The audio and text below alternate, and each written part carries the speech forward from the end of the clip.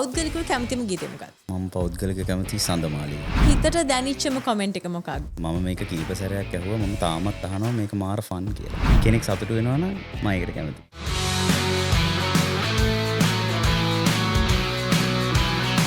WeCast. Hello, welcome to the Super Knockouts. ඉතින් Super Knockouts කියන්නේ ඇත්තටම The Voice ඇතුලේ එක විදිහක turning point එකක්. ඒකට හේතුව තමයි මෙතනින් එහාට Super Knockouts වලින් එහාට මේ තේරෙන අයට ආදරය එකතු කරන්න. යාළුවා ඉස්සරහට අරගෙන යන ඒ වගකීම ඔයාලට ලැබෙනවා. මේක ඇත්තටම කනියා මේක අපි කතා කරන්න ඕනේ රවුන්ඩ් එක. Congratulations. Thank you so much. මුලින්ම කනියා අපි මෙතන ඉඳන් කොච්චර කතා කරන්නේ නැද්ද? ඔයාලගේ විනින්ග්ස් ගැන, වෙච්ච පුංචි තැන් ගැන මතකයන් ගොඩාක් අපි කතා කරන්නේ නැති. හරි. මේ සෙෂන් එකේ විශේෂත්වයක් තියෙනවා. අපි හැමෝගෙම අපි අහන ප්‍රශ්න වලට අමතරව එකම ප්‍රශ්නේ, හැබැයි ප්‍රශ්න තුනක් තියෙනවා. ඒ තුන අහනවා හැමෝගෙම. ඔයාට තමයි දැන් ලැබෙන්නේ පළවෙනි ප්‍රශ්න. රැස්තිද? හරි. ඔයා මෙතෙක් The Voice ඇතුලේ කියපු ගායනා කරපු ගීත වලින් ඔයා කැමතිම පෞද්ගලිකව කැමතිම ගීතය මොකක්ද? මම පෞද්ගලික කැමති සඳමාලිය. හේතුව? ඒක මට හම්බ වෙච්ච චැලෙන්ජින් සෝං එක. ඒ කියන්නේ වාගේ ජොනර් එක කියන්නේ වාගේ ජොනර් එකට පොඩක් එහා ගිහින්ද එහෙම එකක්. එහා ගිහිල්ලා තිබ්බා. එහා ගිය ඔයාට හම්බෙච්ච ලොකුම චැලෙන්ජ් එක සහ ඔයා අචීව් කරපු හිත දැන්න වින් එකක්ද ඒක? Alright, nice. ඊට පස්සේ ඔබට ලැබෙන දෙවන ප්‍රශ්නය ලෑස්තිද? කෝච් ඔයාට ගොඩාක් ලස්සන දේවල් කියන්න ඇති ජීවිතේට, ඔයාගේ මතකයන් වලට හැම දෙයක්. හැබැයි කොමෙන්ට් එකක් හැටියට ඔයාගේ සිංගින් ඔයාගේ පර්ෆෝමන්ස් වලට කෝච් දීපු අමතක නොවන කොමෙන්ට් එක මොකක්ද? මට හම්බ වෙච්ච අමතක නොවන කමෙන්ට් එකක් සඳමාලි සෝං එකටම. මොකද? ඒක කියන්නේ දැන් ඒක මම චුට්ටක් කොහොමත් බයින් වගේ තමයි ඒක කියන්නේ. මොකද ඒක මගේ ජොනර් එකේ පිට තියෙන සින්දුවක්. එතකොට ඒකට කෝච් කියනවා තනිය මම එක්ස්පෙක්ට් කරපු ලෙවල් එකට වැඩි ලෙවල් එකකින් මේක කරා කියලා. ඒක තමයි මට හම්බෙච්ච හොඳම කමෙන්ට් එක මේ සීසන් එකට. Oh, nice. ඊළඟට ඔයාලගේ ඊළඟ ජජස්ලා කවුද? Audience. Yes, the audience. එයාලට තමයි ලොකුම වගකීම හම්බ වෙන්නේ. මොකද ඒ පැත්තේ ඉන්නේ කෝච් කෙනෙක් නෙමෙයි. සමහරට සිංගින් නොලෙජ් එක, මියුසික් නොලෙජ් එක ඒ අය ගාව නැති වෙන්න පුළුවන්. හැබැයි ඒ අය විඳිනවා ඔයාලව, ආදරය කරනවා.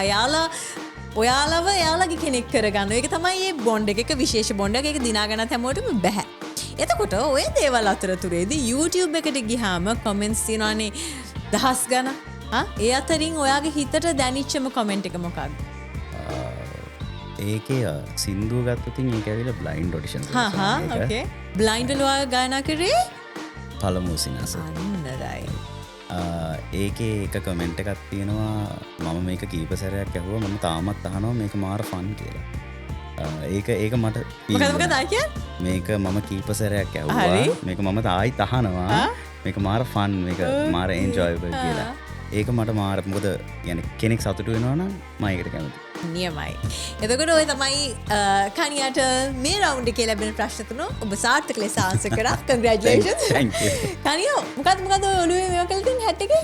කනිය කියලා ගහලා. කනියා see දැන් කොහොමද නේම් බ්‍රෑන්ඩින් ඔක්කොම වැඩ කටයුතු ආරම්භ කරලා තියෙන්නේ? මොකද මේ රවුන්ඩ් එක ලේසි නැහැ. හිතේ තිබ්බද විශ්වාසයක් මේ රවුන්ඩ් එක ගැන? කොහොමද තිබුණේ? අපිට දැන් කලින් සැරේ අපි නොකවුට්ස් වල දන්නවා මොකද්ද වෙන්නේ. ඒ එක්ස්පීරියන්ස් එකත් එක්ක යන්නේ ටෙන්ෂන් එක ගැන දැනුවත්. මොකද හිතුනේ ප්‍රී පර්ෆෝමන්ස් එක? පර්ෆෝමන්ස් එකට කලින් පර්ෆෝමන්ස් එකට කලින් මම හැමදාම කියනා වගේ මම ස්ටේජ් එකට යන්න හරි කැමතියි. බයක් නැහැ. ඕකේ. ගියේ මගේ උපරිමේ කරනවා. يعني මට දෙන්න පුළුවන් උපරිම ලෙවල් එකකින් මම වැඩේ කරනවා කියන එක හිතාගෙන ගිහිල්ලා වැඩේ කරා. done and dusted. Congratulations. Thank you. අපි කතා කරමු ගොඩක් දේවල්. අර මම හැමදාම කියනා වගේ අද යවන්නේ ඊළඟ දවසේ මෙතන ඇවිල්ලා අපි කතා කරමු තව achievements ගැන. Thank you. All the very best. Thank you so much. ඉතින් මේ යාළගේ හීන, මේ යාළගේ journey එක, මේ යාළගේ achievements share කරගන්න ඔයාලත් එක්ක. මොකද බ්ලයින්ඩ්ස් වලින් ඉඳන්ම මම කියන දෙයක් ඊළඟට මේ අයගේ ඒ ඩ්‍රීම් එකට යන වගකීම, ඒ ඩ්‍රීම් එක කොච්චරකට සැබෑ වෙනවද කියන දේ තීරණය කරන්නේ ඔයාලා. කොයිතරම් ලොකු වගකීමක්ද? කොයි තරම්නම් ලොකු ආදරයක් ඔයාලටත් තියෙන්න ඕනද මේ හැමෝම ගැන.